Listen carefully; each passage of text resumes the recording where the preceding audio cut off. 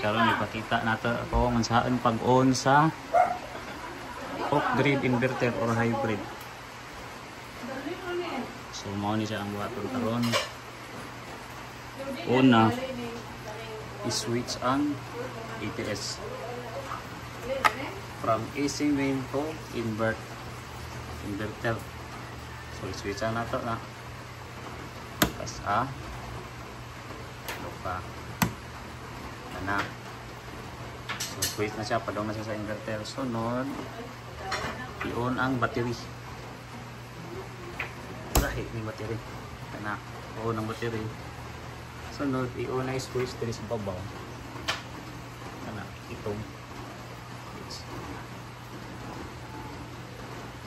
ito ko na siya.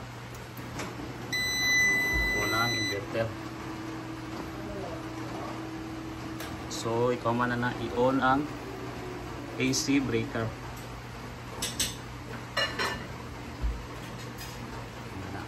So, i-on ang AC breaker. On na siya. Sunod, ang buhaton ano. Yeah. So, kana wala pa solar. So, kung i-connect na sa solar, i-connect sa solar, doon ta diri sa panel.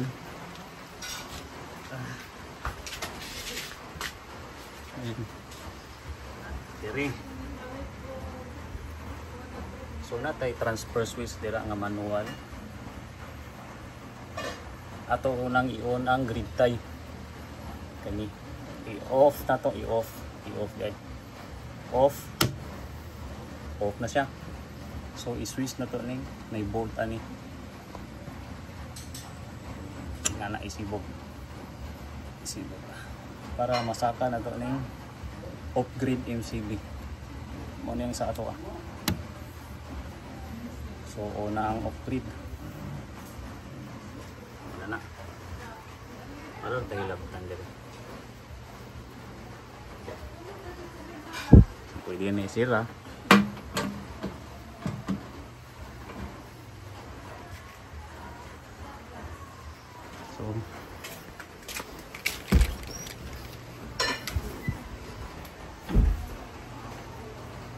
so up and running. So makita ni mo dira na siya solar. Tara, marking solar. Kana. Nani sa solar.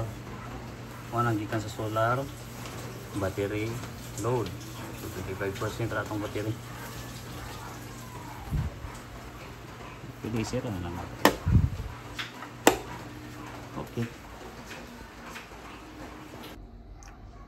Hello, so na po ni ang saon pag pawong sa hybrid inverter. Mo niya tong hybrid inverter nga set up. So dali ra gyud ni siya guys. Unang buhaton, switch na to ang solar panel.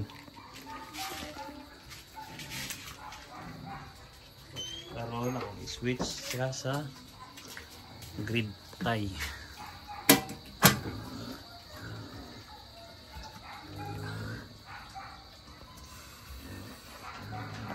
So off grid, i-off na to.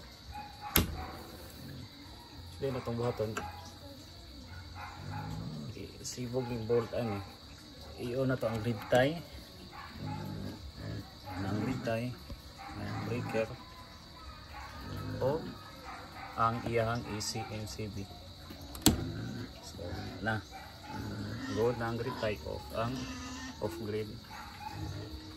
Gikan na siya sa solar panel na supply. So, karon ang saon pag off ni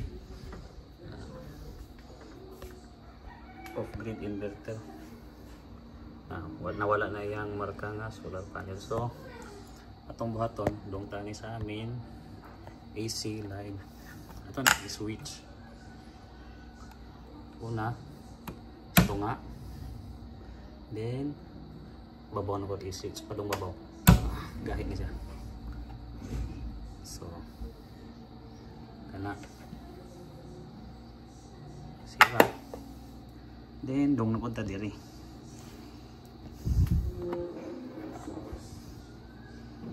So kani kay wala, unang i-off na to ang kaning load or AC inverter out na switch na.